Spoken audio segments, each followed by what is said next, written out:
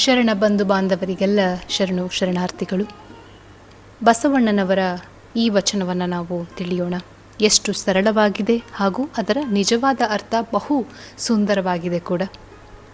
ವಚನವು ಇಂತಿದೆ: ಬಾಯಲ್ಲಿ ಶಿವನ ಹೇಳಿ, ಮನದಲ್ಲಿ ಬೇರೆ ಯೋಚನೆ ಇಟ್ಟು, ಕಾಯಕದಲ್ಲಿ ಸತ್ಯವಿಲ್ಲದೆ ಇದು ಯಾವ ಭಕ್ತಿ ಕೂಡಲ ಸಂಗಮ ದೇವ.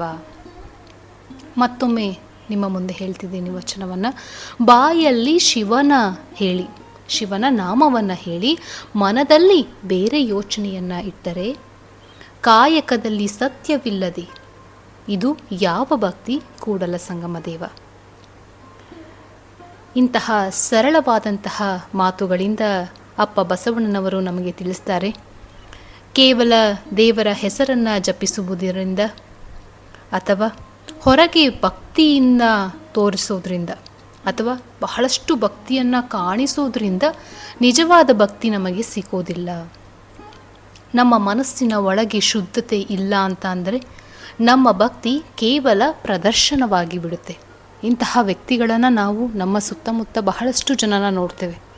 ಹೊರಗೆ ಎಷ್ಟು ಭಕ್ತಿಯನ್ನು ತೋರಿಸೋದು, ಪೂಜೆಯನ್ನು ಮಾಡೋದು, ಆದರೆ ಮನಸ್ಸಿನಲ್ಲಿ ಒಳ್ಳೆಯ ಭಾವನೆ ಇಲ್ಲದೆ ಇರುವಂತಹದ್ದು.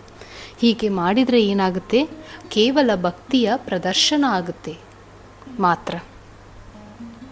ಹಾಗೆ ಅವರು ಮುಂದೆ ಹೇಳ್ತಾರೆ, ನಿಜವಾದ ಭಕ್ತಿ ಅಂತ ಅಂದರೆ ಅದು ನಮ್ಮ ಆಲೋಚನೆ, ನಡೆ ಮತ್ತು ಕಾಯಕ ಎಲ್ಲವೂ ಕೂಡ ಸತ್ಯ ಮತ್ತು ಪಾವಿತ್ರ್ಯದಿಂದ ತುಂಬಿರಬೇಕು.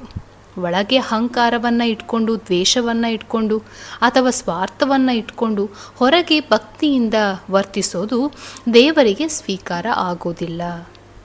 ಆದ್ದರಿಂದ ಭಕ್ತಿ ಎಂದರೆ ಕೇವಲ ಮಾತಲ್ಲ, ಅದು ಜೀವನದ ಒಂದು ಸತ್ಯ ನಡೆ. ನೋಡಿ, ಭಕ್ತಿ ಅನ್ನೋದು ಕೇವಲ ಒಂದು ಮಾತಲ್ಲ, ಅದು ನಮ್ಮ ಜೀವನದ ಒಂದು ಸತ್ಯ ನಡೆಯಾಗಿ ಇರಬೇಕು. ವಿನಯವಾಗಿ ನಾವಿರಬೇಕು, ಸತ್ಯ ಮತ್ತು ಶುದ್ಧ ಮನಸ್ಸಿನಿಂದ ನಾವು ಬದುಕಬೇಕು. ಅದೇ ನಿಜವಾದಂತಹ ಭಕ್ತಿ ಎನ್ನುವಂತಹ ಒಂದು ಅರ್ಥವನ್ನು ಈ ಸುಂದರವಾದ ಸರಳವಾದ ವಚನವು ನಮಗೆ ತಿಳಿಸಿಕೊಡುತ್ತೆ. ಬಾಯಲ್ಲಿ ಶಿವನ ನಾಮವ ಹೇಳಿ, ಮನದಲ್ಲಿ ಬೇರೆ ಯೋಚನೆಯನ್ನು ಇಟ್ಕೊಂಡು, ಕಾಯಕದಲ್ಲಿ ಸತ್ಯವಿಲ್ಲದೆ ಹೋದರೆ ಅದು ಯಾವ ಭಕ್ತಿ ಕೂಡಲ ಸಂಗಮ ದೇವ? ಅದು ಯಾವ ಭಕ್ತಿ ಕೂಡಲ ಸಂಗಮ ದೇವ?